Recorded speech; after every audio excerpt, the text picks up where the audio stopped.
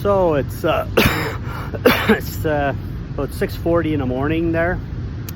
I was camping in the mountains in Romania, and I was just outside of a town and just about 50 meters off the road behind a brush.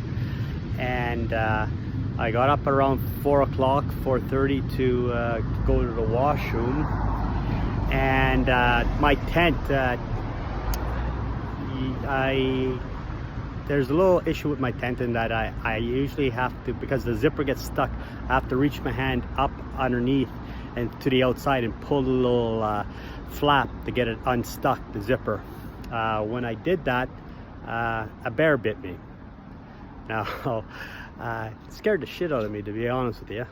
I saw his snout and I punched him, and then he was still around about 15-20 minutes later, and he stuck his snout into the underneath the tent, and I punched him again.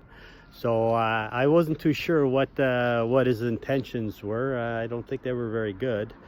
So I ended up Googling, and luckily I had Wi-Fi at the time, and I got a hold of the police, and they were able to find me within I'd say within 15-20 minutes.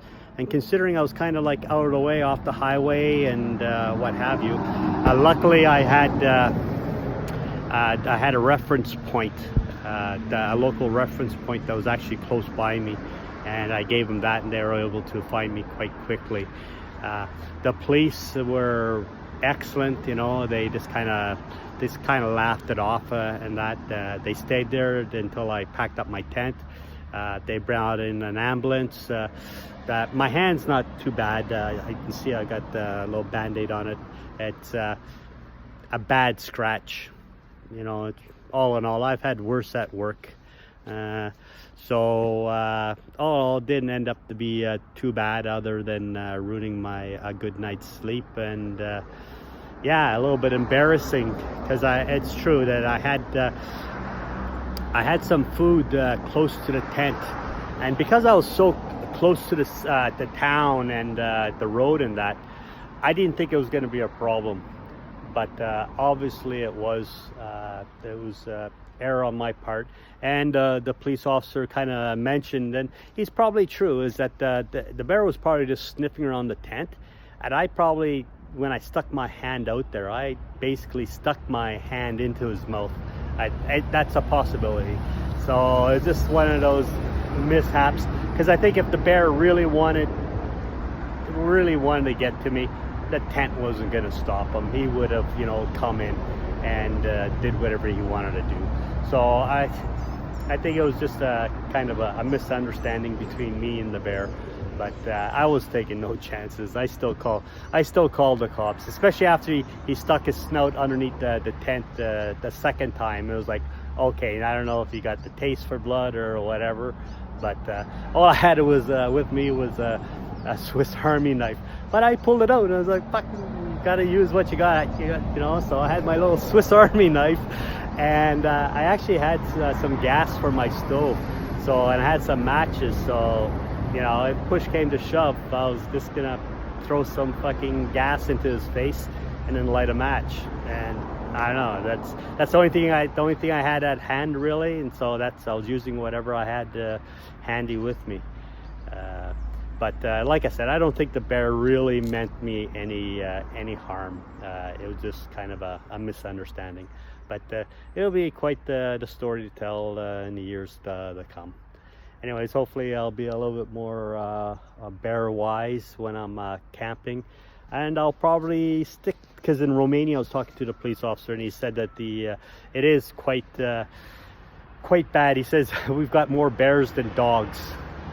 So, and it is quite, he says on the TV you can always see about bears attacking animals there in farms, or just inside the city and what have you, or just inside the towns. So it's a real problem, and cars hitting bears and stuff like that. So I guess I'm gonna have to probably do, especially when I'm in the mountains here, I'm gonna have to do a lot less wild camping. I have to find campgrounds and shell out. And I could have had a campground last night for about $7. But being me, I said, I'm going to save that $7 and do some wall camping. So I think, yeah, I guess I'm going to be paying that $7 or whatever until I'm out of Romania or out of bear country. Anyways, also I stopped off at a little there. It's you can see it here. There you go. So it's where I mostly do my shopping, to be honest with you, because they have everything there, and I know the price is going to be reasonable. And anyways, I couldn't find my my clicker for my alarm system for my bike. I was like, oh, I must have forgot it there. I'm gonna have to go back and try and find it and this and that. But I'll show you, I kind of tore my stuff apart there. It took my tent apart, took a look inside. It wasn't in there, and I did find it in with my cooking utensils, because I was what I was doing was I was clicking the alarm on and off. And the thing that this alarm system doesn't have, that like some automotive ones do, is it doesn't have a panic button. So when you hit the panic button, it means the alarm's gonna go off, you know, and the siren and the alarm goes off in the motorcycle. The only thing I could do is tick tick tick tick tick tick.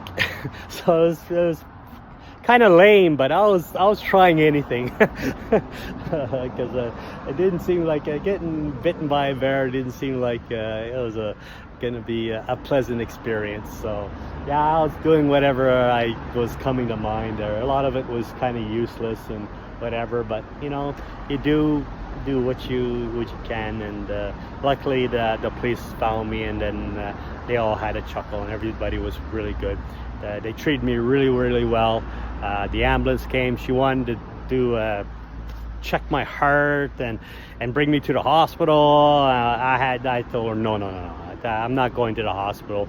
It's a bad scratch. I'm okay. So she just put some disinfectant on it and wrapped it, as you saw. And for me, that was good. I had to sign basically a waiver saying that I didn't want to go to hospital. So I signed that, and then everybody just went on their merry way. I guess I gave them a little bit of a story to tell, and me too. So all in all, not that bad. Okay, there you go, guys. Oh yeah, nobody told my mom about this, eh?